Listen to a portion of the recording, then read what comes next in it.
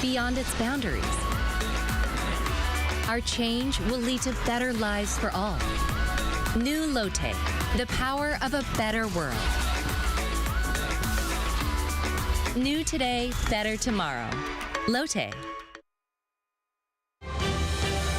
Coming up on Arirang News, President Yoon Suk-yeol departs for a first-ever standalone summit between South Korea, the U.S., and Japan at Camp David, set to be held this Friday. The leaders are expected to adopt what's called Camp David principles and spirit of Camp David, strengthening trilateral cooperation. And North Korea seems to be gearing up to launch an ICBM during the upcoming Seoul-Washington-Tokyo summit. This from Seoul's intel agency, saying the North could also launch a military spy satellite in the coming weeks.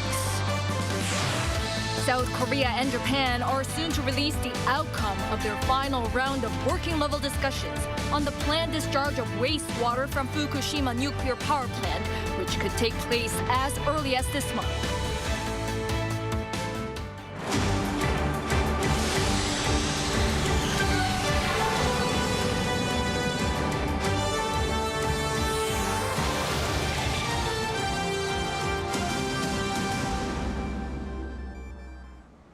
Good evening. It's 9 p.m. here in Seoul. Thank you for joining us on Arirang News. South Korean President Yoon Suk-yeol today embarked on his U.S. trip for the summit with his American and Japanese counterparts, President Biden and Prime Minister Kishida. This first-ever standalone summit between the three countries will seek ways to ramp up cooperation. So what are we expecting? Our Kim Do-yeon has the details. Just before leaving for the historical trilateral summit between South Korea, the U.S., and Japan, South Korea's presidential office confirmed that the three leaders will adopt two documents to solidify the three-way cooperation. Plus, there could also be another joint statement. As the outcomes of this summit, the leaders of three countries, South Korea, the United States, and Japan, will adopt two documents, the Camp David principles, that will serve as a sustainable guideline for future trilateral cooperation, and the spirit of Camp David, which encompasses the vision and implementation strategies of the trilateral cooperation between South Korea, the United States, and Japan. Expected topics included in the statements are extended deterrence of North Korea, supporting Ukraine, tackling climate change, and protecting supply chains for the three countries. As a result, specific plans could be made for joint military exercises, more consultative groups on different topics such as cybersecurity, as well as something called an early warning system to protect supply chains. The presidential office, even before the summit, showed confidence about the results.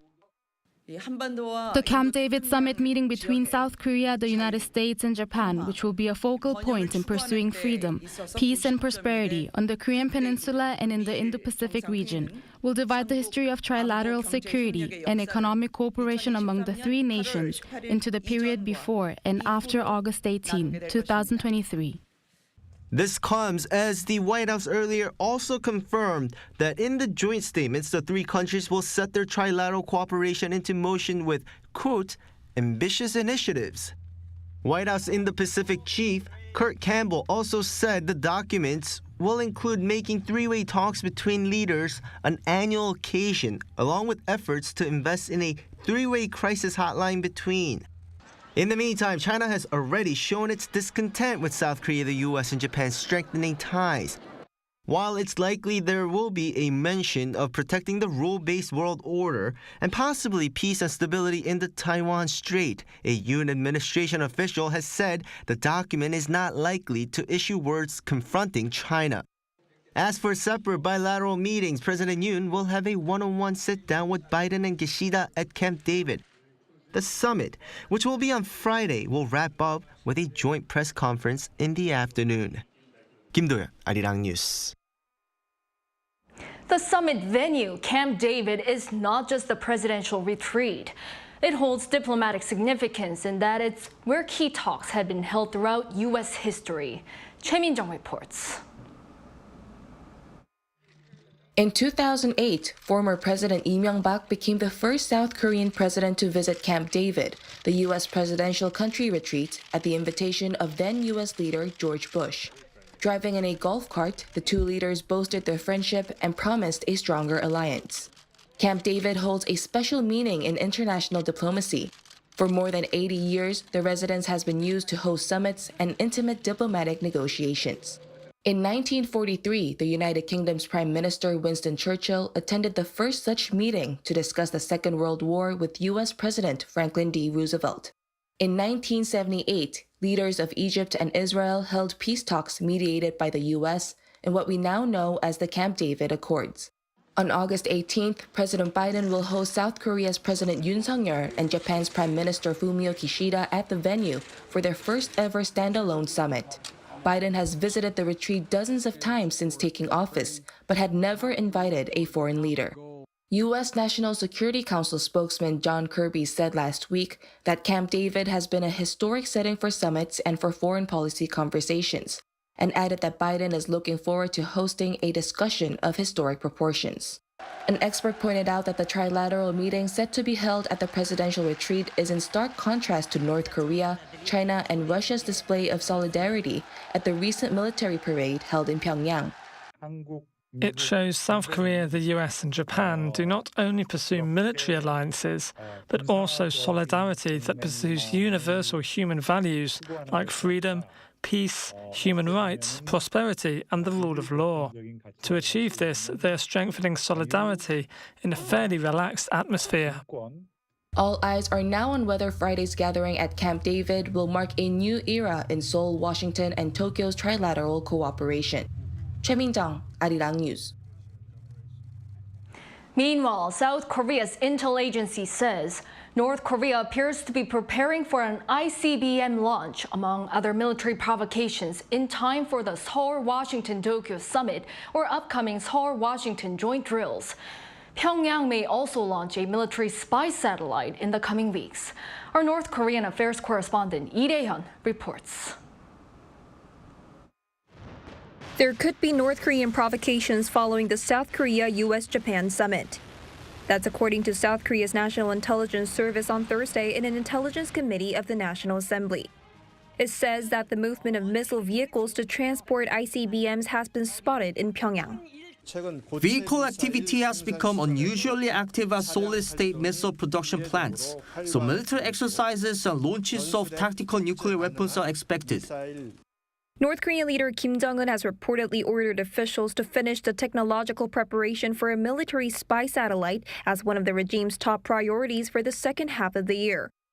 The NIS said the satellite will likely be launched in late August or early September to celebrate National Foundation Day next month. The agency also reported that during Moscow Defense Minister Sergei Shoigu's visit to Pyongyang last month, Russia and North Korea seem to have agreed to military cooperation. According to the NIS, Russia might have suggested joint military exercises and sales of munitions to Moscow, while North Korea might have asked for technological support and the lending of Western weapons. Other reports on North Korea include a newly formed temporary task force to deal with dissent as more of the younger generations are expressing negative thoughts about the regime's policies. More deaths due to starvation are being reported in North Korea as well, as the number of deaths from January to July double that of the average number over the past 5 years. Pyongyang is also gearing up to open its border to China, as in May it increased the number of trains to and from its neighbor from once a day to twice, and in June opened some customs checkpoints to gradually resume trade. Meanwhile, according to South Korea's Unification Ministry, North Korean leader Kim Jong-un has attended 57 public activities in 2023, with 32 in the first half of this year. Military-related events accounted for more than half of the total number. The ministry also revealed the extent of food price rises in North Korea. The price of flour went up 445% and potatoes 87% compared to the first quarter of 2019, the period before the COVID-19 lockdown. Lee Dae-hyun, Arirang News. The United States has slapped sanctions on 3 entities thought to have brokered arms deal between North Korea and Russia. Washington seems to be tightening rein on the regime just ahead of the Yoon Biden-Kishida meeting. Lee Seung-jae with more. The U.S. Department of Treasury's Office of Foreign Assets Controls announced on Wednesday that it has imposed fresh sanctions against 3 entities involved in illicit arms deals between North Korea and Russia.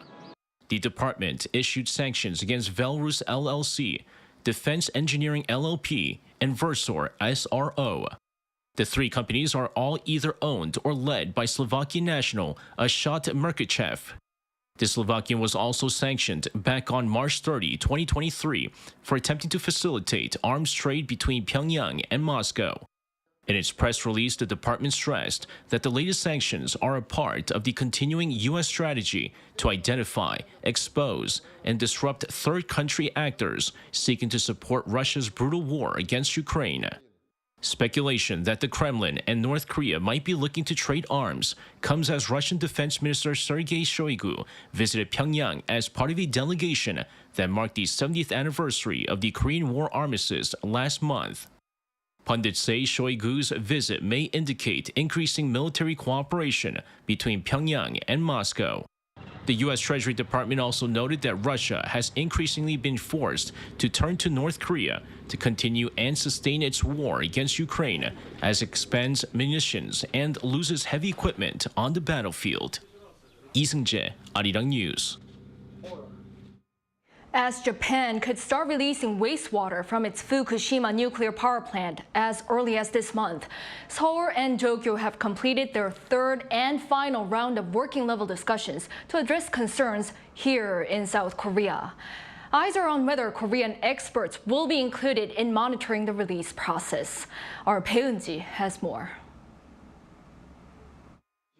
Working-level officials from South Korea and Japan have completed their final round of talks on Seoul's requests regarding the release of Fukushima wastewater. A senior government official said in a daily press briefing on Thursday that the third round of discussions was conducted virtually the day before. He said the Korean government will soon provide a comprehensive explanation of the details of what the two sides have agreed upon after both sides conduct further reviews. We emphasized our stance that the wastewater should be released after building transparency and trust based on monitoring systems by the IAEA. First Vice Minister Park added that in order to build transparency and trust, the two sides agreed that it is important to continue to communicate. Officials from the two countries previously held two rounds of talks after President Yoon made three requests to Prime Minister Fumio Kishida during their summit on July 12th. First, to include South Korean experts in monitoring the Fukushima wastewater release. Second, to share monitoring information in real time. And third, to halt the release process if the concentration of radioactive materials surpasses agreed upon levels. Bae Eun-ji, Arirang News. Markets around the world, including that of South Korea, are tumbling amid China's worsening economic woes. Also, as Beijing is Seoul's biggest trade partner, the South Korean won tumbled against the U.S. dollar yet again on Thursday. The South Korean stock market has been on a downward trend for 5 straight trading days now, amid concerns over the faltering Chinese economy. The country's benchmark Kospi fell below the 2,500 threshold during trading on Thursday, but recovered to close at 2,519.85. This continued the drop from the previous session, with most Asian shares declining on Wednesday, following discouraging data from China. Analysts say chances are growing for China to miss its economic growth target of around 5% for this year without additional stimulus measures amid a slumping property market there. The Chinese economy is sluggish because domestically they have too much debt and they cannot afford active fiscal policy to bring themselves out of the slow economy. They need push from the export sector, but exports are down as well. He added that this is causing a slowdown in the Korean economy, as Beijing is Seoul's biggest trade partner. With sluggish exports, the foreign exchange market here tumbled as well, recording its weakest figure in 3 months against the greenback. The won closed trading on Thursday at 1,342, up 5.1 from the previous session. The expert said the Korean economy will continue to be sluggish unless the Chinese economy picks up. In order to get beyond it, Korean government can try an expansionary monetary policy, but the current government is very reluctant to do so because it will add to the deficit.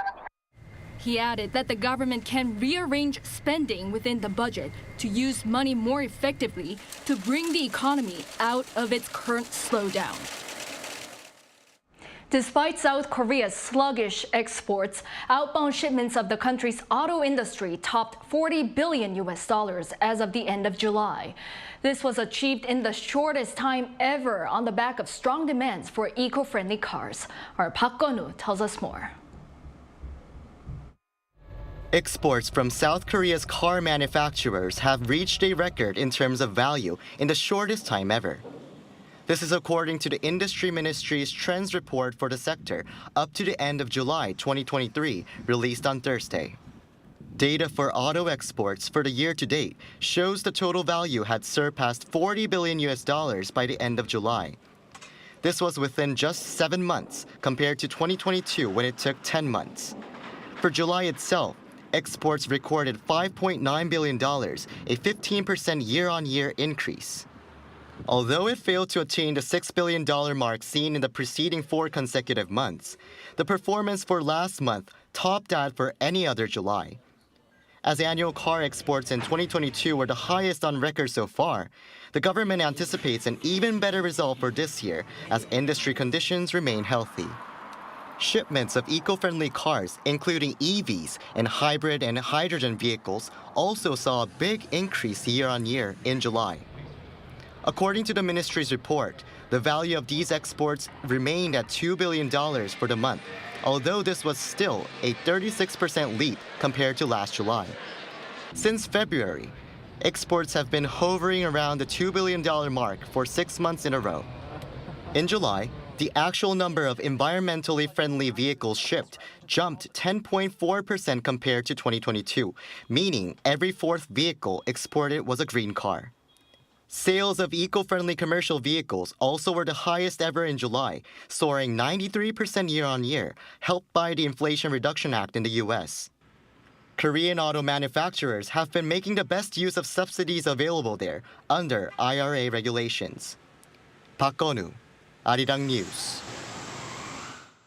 South Korea's finance chief promises for more support for AI chip data centers as well as startups producing system semiconductors as the country seeks an economic breakthrough in the high-tech sectors. Our Lee Soo-jin has the details. South Korea's government is taking further steps to not only boost exports but also investment. Finance Minister Chu Kyung-ho on Thursday held an emergency meeting on the economy with related ministers and said that although the nation's export downturn is starting to level out, the government will continue to strengthen efforts to achieve a quicker economic recovery. One way the government is planning to do this is by promoting promising new industries such as AI semiconductors and urban air mobility. The measures include building data centers that utilize AI chips, as well as increasing financial support for startups that produce system semiconductors. The Finance Ministry also said that it will work with related ministries to build a frequency specific to the UAM industry as part of its efforts to boost Korea's presence in the global UAM market. The battery market is another area that the government is planning to promote. The Finance, Trade, and the Environment Ministries will work together to expand the reuse and recycling of batteries. The government will also make efforts to encourage investment. Increasing investment along with exports is very important in achieving a quick economic recovery. To boost eco-friendly investment, South Korea will introduce safety standards so that hydrogen charging stations can be established in areas frequented by a lot of drivers to make hydrogen cars more convenient. The Finance Ministry also said that it will speed up its efforts to create an advanced biotech cluster in Osong, a town that the government has been seeking to develop as a biomedical hub to increase investment in biotechnology. The government will also soon unveil measures in response to China lifting its ban on group tours to South Korea. We will promptly prepare measures, including making entry requirements easier to meet, as well as developing various tourist programs to attract Chinese tourists. The Finance Ministry also said efforts will be made across the government to support a complete economic recovery. Lee Soo-jin, Arirang News. Now, over in Hawaii, The death toll from the Maui wildfires reaches at least 111. Local residents have released videos capturing what is thought to be the moment the fire started. Our Kim Jong-sil with the latest. A video that might have captured the start of the deadly wildfires in Maui. Oh, this is live right across the street from my house. Freaking power line just went down. Tried my little water hose, but I hear a pop coming from across the street, and shortly after, thing was just arcing away on the ground, landed right in dry grass, so sparks, and then there was a fire. He said he saw a fire break out across from his house at dawn on Tuesday, the same time that officials estimated that the initial fire broke out. His video captures images of the fire becoming even larger, burning the dry grass on the ground. Shane True says in just a matter of minutes, the whole place was engulfed by fire. AP News reported that his video has emerged as key evidence of what might have started the fire. There are other videos, such as CCTV cameras, that captured a moment of a tree falling down on an electric line and a fire starting not long after that. A lawsuit has already been filed against the local electric company, Hawaiian Electric. Due to the nature of the disaster, identifying the victims has become a challenge. Only 5 of the dead had been identified, according to officials. Hawaii Governor Josh Green has said that 27% of the search and rescue is complete and that he hopes much will be covered by the weekend. The death toll will likely rise as residents of the town of Lahaina say many seniors lived in complexes in the area where the fire hit. The residents told local media that they know only a handful of people who managed to escape, suggesting there might be more victims from the senior complexes. The White House announced on Wednesday that U.S. President Joe Biden and his wife will be visiting Maui on Monday, where they'll meet first responders, survivors, as well as local officials. Kim Jong-sil, Arirang News. Staying on Maui, the South Korean government on Wednesday U.S. time delivered the first portion of emergency aid to Hawaii. South Korean Consul General to Honolulu, Lee So-young, delivered the aid to Hawaii Lieutenant Governor Sylvia Look. This is part of the South Korean government's aid relief to Maui to help local people get back on with their lives as soon as possible. The emergency aid included water, food, and blankets, as well as power generators, as requested by Hawaii's local authorities. Earlier this week, the South Korean government pledged to provide Hawaii with $2 million of humanitarian aid. A boat carrying immigrants that departed from Senegal in Africa is reported to have capsized in the Atlantic Ocean, resulting in the loss of more than 60 lives, according to the International Organization for Migration on Wednesday. The long wooden fishing vessel with over 100 immigrants on board left Senegal on July 10th, but capsized over a month later on August 14th, survivors said. The boat was found the same day on the incident, approximately 277 kilometers away from the Cape Verde island of Sol, located about 600 kilometers west of Africa. The IOM said 38 survivors, including 4 teenagers aged from 12 to 16, had been rescued and the bodies of 7 people recovered. 56 people remain missing.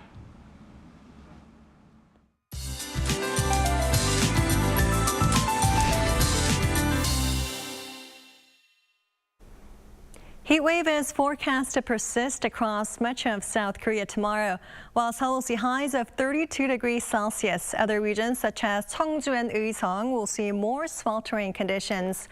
Occasional showers are in the forecast nationwide, with some regions seeing heavier rainfall. Most parts of the country, including central regions and Jeollado province, will see 5 to 30. The coastlines of Gyeongsang-do province will see 20 to 70 millimeters of rainfall. Depending on the movement of the rain clouds and how clustered they are, local downpours are possible. Gusty winds may follow at times along with the rain, so make sure to secure any items that could get blown away. And for the time being, the East Coast will see high waves across the coastlines. Under partly cloudy skies, Seoul will be starting off at 25 degrees. And rainy spells will dominate nationwide by the daytime. Highs in Seoul will peak at 32. Daejeon and Gwangju and Daegu will all be topping out at 33 degrees. Frequent showers are expected for the next few days. That's all for now, and here are the weather conditions around the world.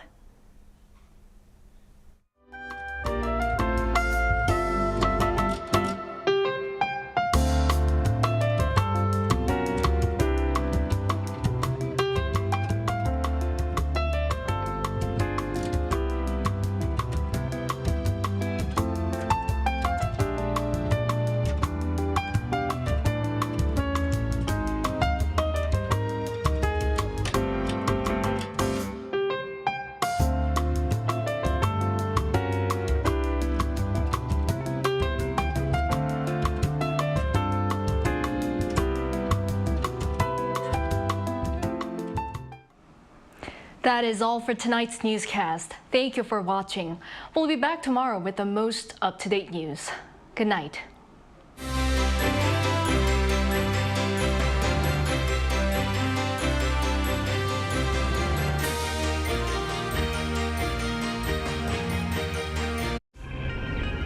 한국에 오면 먹어야죠.